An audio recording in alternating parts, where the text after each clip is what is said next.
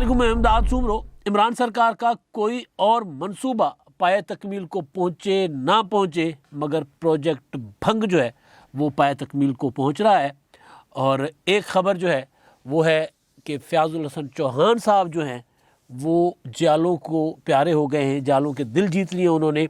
और एक ख़बर ये है कि फैसल वोडा अब से नींद नहीं कर सकेंगे, उनकी नींदें उड़ी हुई हैं, क्योंकि उनकी जो मुकदमा था, उनकी नाअहली के मुतालिक केस था, उस पर फ़ैसला महफूज हो चुका हुआ है इलेक्शन कमीशन में।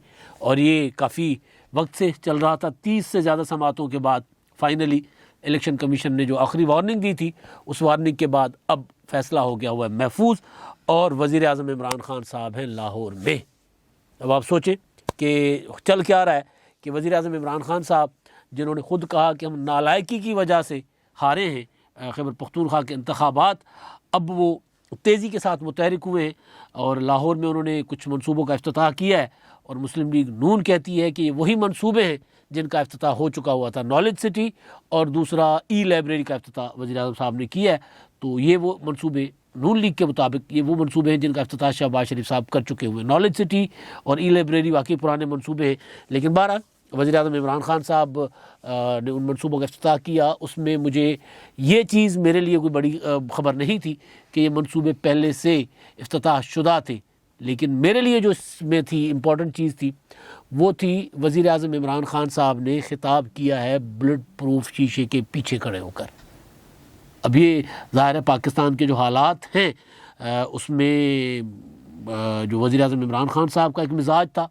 पाकिस्तान में तो आपने देखा होगा कि बड़े अरसे तक तो पीपल्स पार्टी की सारी लीडरशिप, बल्कि अभी भी बुलेट प्रूफ शीशे के पीछे खड़े होकर तकरीर करती है। नवाज शरीफ साहब वज़ीर आज़म थे, कभी कभी बुलेट प्रूफ शीशा हटवा देते थे, वरना बुलेट प्रूफ शीशे के पीछे खड़े होकर तकरीर करते थे। इमरान खान साहब वाहिद लीडर थे जिनको बुलेट प्रूफ शीशे की ज़रूरत नहीं होती थी। ये तकरीब मुकम्मल सिक्योर तकरीब थी। वज़ीर आज़म ने जो खिताब किया जहाँ पर नॉलेज सिटी के इफ्तिताह के दौरान, उसमें ज़ाहिर है लोग वो थे जिनको मदऊ किया गया था, बहुत महदूद तादाद में लोग थे और एक एक बंदे की जामा तलाशी होती है, स्कैनिंग गेट से गुजारा जाता है और उसके बाद वो जो कुत्ते होते हैं, वो जासूस कुत्ते, वो क्या कहते हैं उनको, स्निफिंग डॉग्स, वो सारा देखते हैं कि कहीं कोई चीज़ ऐसी वैसी ना हो, कोई सिक्योरिटी का मामला ना पैदा हो, कोई दहशतगर्दी की ज़ाहिर वजह होती है ना। तो उस सब के बावजूद वज़ीर आज़म इमरान खान साहब बुलेट प्रूफ शीशे के पीछे खड़े हो गए। इसका मतलब है कि सिक्योरिटी के मामला पाकिस्तान में, ख़ास तौर पर ज़ाहिर अफ़गानिस्तान की सूरत हाल और उसके असरात तो आने थे, तो इमरान खान साहब को शीशे के बुलेट प्रूफ शीशे के पीछे खड़े होते तकरीर करते देखकर मुझे ज़ाहिर इस चीज़ का एहसास हुआ कि हाँ, पाकिस्तान में अब सिक्योरिटी थ्रेट, सिक्योरिटी अलर्ट जो हैं वो इस हद तक पहुँच चुके हुए कि इमरान खान साहब भी ख़ुद को गैर महफूज समझ रहे हैं। क्योंकि इमरान खान साहब कहते थे मैं डरता वरता नहीं हूँ, मैं तो ये लोग आते हैं बुलेट प्रूफ के पीछे खड़े होते हैं और इस तरह। तो बहरहाल वज़ीर आज़म है पाकिस्तान के, उनको ज़ाहिर उनकी सिक्योरिटी सबके से ज़्यादा इंपॉर्टेंट होती है, तो वो होनी भी चाहिए। तो सिर्फ ये गुजारिश करनी थी कि अब हालात जो हैं शायद पाकिस्तान में दोबारा अल्लाह ना करे कोई बिगड़ रहे हैं, उसके पीछे ज़ाहिर अफ़गानिस्तान की सूरत हाल है। तो वापस आता हूँ भंग की काश्तकारी पर।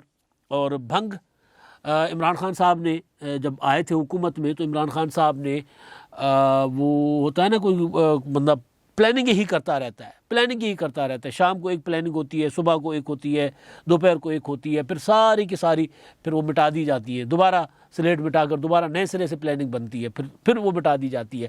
तो खान साहब आए थे, मुर्गी, अंडे, कट्टे, फिर उसमें जैतून के बाग आ गए, फिर उसमें बेरी वाली शहद आ गई, बेरी के जंगलात आ गए, और फिर उसमें एवाकाडो भी आ गया, उसमें और तरह तरह की इमरान खान साहब ने बातें की थी। 12 मौसम, आज भी कह रहे थे 12 मौसम 12 क्लाइमेट।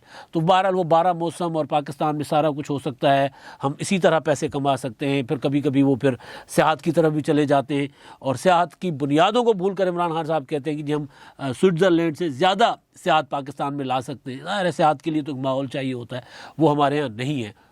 हमारे यहाँ नज़ारे बहुत हैं, माहौल नहीं है, वो मिजाज नहीं है कि जिस मिजाज की वजह से लोग आकर यहाँ पर बाहर से आएँ, डॉलर्स लेकर आएँ और सियाहत करें और यहाँ पर हमें 70 अरब डॉलर जो है वो कमाई करके दे जाएँ, वो हमारे यहाँ सूरत हाल नहीं है। तो बहरहाल तो वो इमरान खान साहब के उन मंसूबों में एक मंसूबा भंग का था और भंग की काश्तकारी, इसमें मैं बग़ैर किसी तंज के कह रहा हूँ कि ज़ाहिर है दुनिया अद्वियात बनाती है, मुख्तलिफ़ जो चीज़ों में इस्तेमाल होती है मुख्तलिफ़ चीज़ें, जिनसे ज़ाहिर है नशा भी बनता है, मनशियात भी बनती है और दवाइयाँ भी बनती हैं। हमारे यहाँ तो एक वक्त ये था कि यहाँ पे पाकिस्तान में दुकानें हुआ करती थी जहाँ पे इस तरह की चीज़ें मिलती थी जो आजकल नहीं मिलती, जिनको सिर्फ टोटली इसी वजह से पाबंद किया गया कि जी ये नशावर है, इससे ये मशरूब या ये फ़लाँ चीज़, मैं नाम नहीं ले रहा, वो दुकानों पे मिला करती थी डॉक्टर के नुस्खे पर। तो वो बहरहाल, तो अब वो जो शिबली फराज साहब हैं उन्होंने इफ्तिताह किया है, रवात में इफ्तिताह क्या किया है, कटाई की है भंग की पहली फसल की जो 3 महीने पहले उगाई गई थी, और उन्होंने कटाई की है और उसकी, और एक कामयाब तजुर्बा हुआ है। और उसका जो बीज था गिलगित और लाया गया था बलूचिस्तान से और उसके खैबर पख्तूनख्वा से, और आला क्वालिटी की भंग जो है वो, जिससे अरबों डॉलर का हम ज़रा मुबादला कमा सकते हैं, वो शिबली फराज साहब कह रहे हैं कि इससे हम दवाइयों के लिए भी इस्तेमाल होगा, इसका तेल निकलेगा, वो हम एक्सपोर्ट कर सकते हैं। तो बहरहाल एक मनसूबा, शुक्र है कोई मनसूबा इमरान खान साहब ने संजीदगी से लिया, उनकी हुकूमत ने, चाहे भंग का ही सही, और उसकी तरफ आगे एक एकड़ ही सही, काश्तकारी तो ही ना, वरना आप देखें कहीं कुछ भी नहीं आपको नज़र आएगा। बिलियन ट्री सोना भी तो बिलियन ही है ना, वो तो फिर बातों बातों में है। और ये जो घर हैं 50 लाख घर, वो भी पता ही नहीं है कहाँ है। वो बाद में पता चला कि नहीं, जो बैंकों से कर्ज के ज़रिए लोग बैंक से कर्ज लें और ख़ुद बनाएं। कहा था कि जी हम 50 लाख घर देंगे, 1 करोड़ नौकरियां, अब 1 करोड़ नौकरियां भी नहीं है, बल्कि वो कंस्ट्रक्शन इंडस्ट्री का उन्होंने कहा था जी उसके ज़रिए नौकरियां पैदा होंगी। तो कंस्ट्रक्शन इंडस्ट्री का जो FBR ने हाल कर दिया है वो भी सबके सामने है कि वो भी अब बैठती जा रही है। ज़मीन होगी नहीं तो क्या खिला में बनाएंगे क्या? वो उनका जो नया वो 3-3 4-4 किस्म के जो प्लॉट्स के रेट्स चल रहे हैं, तो वो मंसूबे इमरान खान साहब के कोई अपनी जगह अपना आगे से बढ़ नहीं रहे थे। वही मैंने जो गुजारिश की कि जी वो लिख देते थे स्लेट पर कि ये मंसूबा है, एक बंदा लिख के चला जाता, दूसरा आके मिटा के दूसरा मंसूबा लिख देता, दूसरा आके मिटा के तीसरा मंसूबा लिख देता। तो नतीजा ये कि खान साहब को इफ्तिताह शुदा मंसूबों का इफ्तिताह करना पड़ रहा है। जो मंसूबा भी हो, अभी तक जो उन्होंने किया है वो पुरानी तख्तियाँ उठाकर नई तख्तियाँ लगा दी हैं, जितने भी मंसूबे, चाहे मोटरवे हो चाहे जो भी, बहरहाल वो फिर लाहौर में आज भी उसी तरह खान साहब ने किया। अब मैं आता हूँ फ़याज़ुल हसन चौहान साहब, और उसके बाद होगी बात फैसल वोडा साहब की। फ़याज़ुल हसन चौहान साहब जो हैं वो रावलपिंडी के हैं। रावलपिंडी में गए, बेनज़ीर भुट्टो शहीद की जो जाए शहादत थी लियाकत बाग के पास, वहाँ पर उनकी एक यादगार बनी हुई है। तो वो यादगार का जो प्लेटफॉर्म था, फर्श था, वो टूट फूट का शिकार हुआ था। पता चला कि वो कोई ट्रक वाला वहाँ से गुजरते हुए टक्कर मार के ना, उसकी जो टाइल्स वगैरह थी वो ब्लू कलर्स की टाइल थी, वो टाइल्स जो है वो टूटी हुई थी उसकी। तो वो फ़याज़ुल हसन चौहान साहब ने को देखा, तो फिर वहाँ पर अपने बल्दिया के अमले को बुला लिया।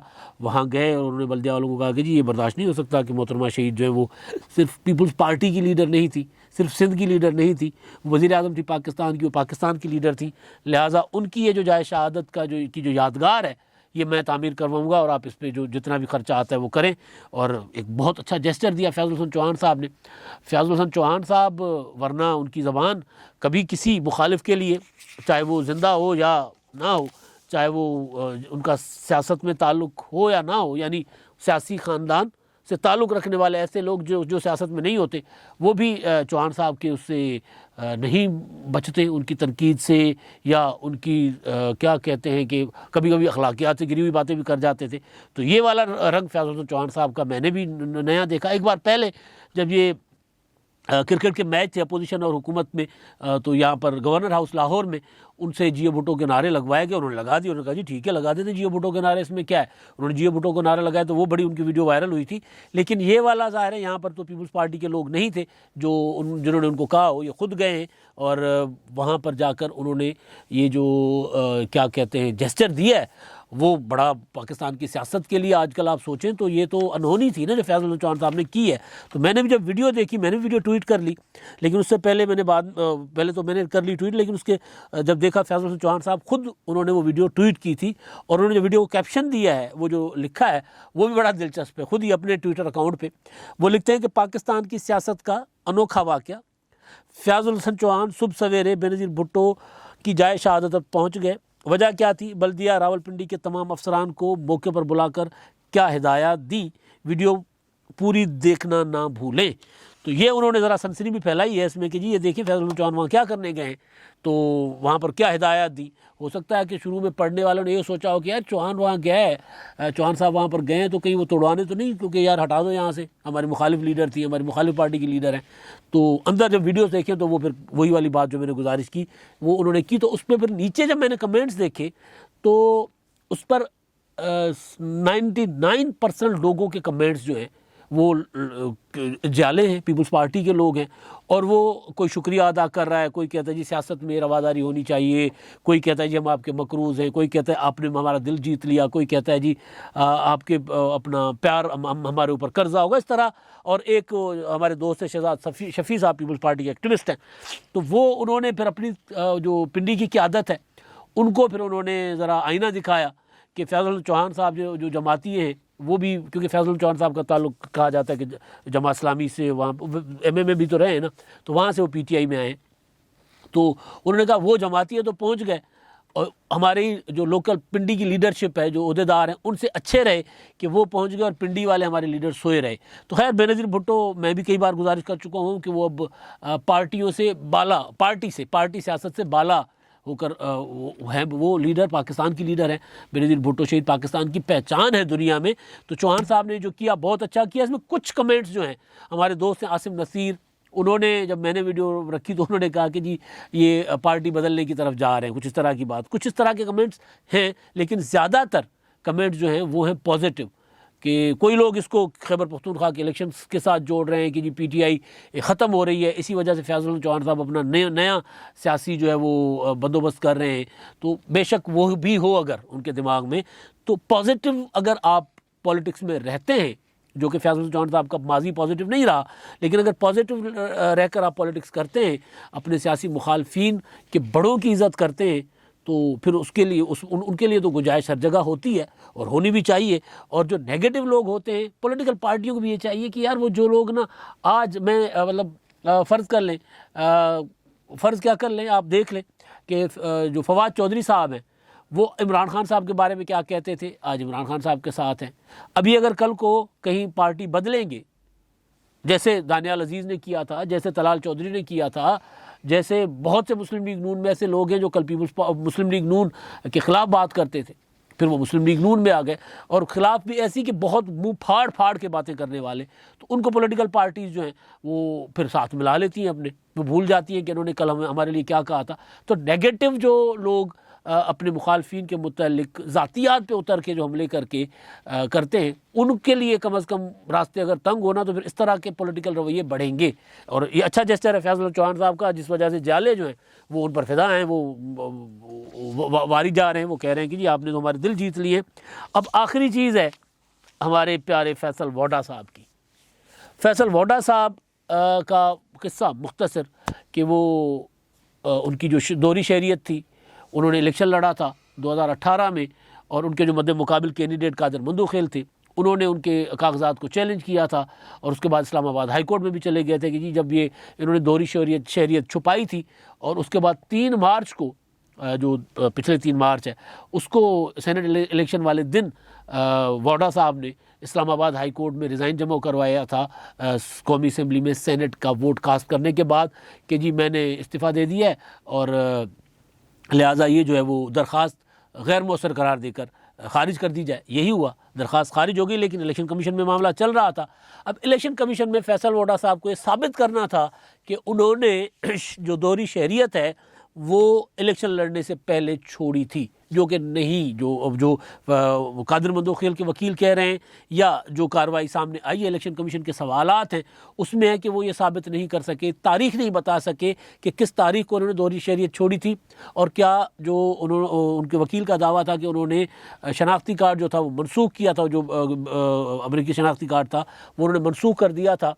तो उस पर सवाल हुआ, चीफ इलेक्शन कमिश्नर ने सवाल किया कि क्या जो पासपोर्ट मनसूख करवाया था अमेरिकी, तो क्या पासपोर्ट मनसूख करवाने से दोहरी शहरियत ख़त्म हो जाती है, ये सवाल था। और इस सवाल के बाद फैसला हो गया महफूज, 30 समातों के बाद, आखिरी वार्निंग के कई बार आखिरी वार्निंग देने के बाद अब फैसला हो गया महफूज। और मंदूखेल साहब पुरुमीद हैं, वो ये कह रहे हैं कि जी फैसल वोडा हो जाएंगे नाअहल। नाअहल होते हैं या नहीं होते, वो तो फैसला आना है। लेकिन फैसल वाडा साहब पहले तो कोशिश करते थे, वक्त टाइम ले लेते थे, लेकिन अब उनको टाइम नहीं मिला, मोहलत नहीं मिली। अब फैसला आएगा, जब तक फैसला आता है तब तक वाडा साहब की नींदें उड़ी हुई हैं। अब तक के लिए इतना ही। अल्लाह हाफ़िज़।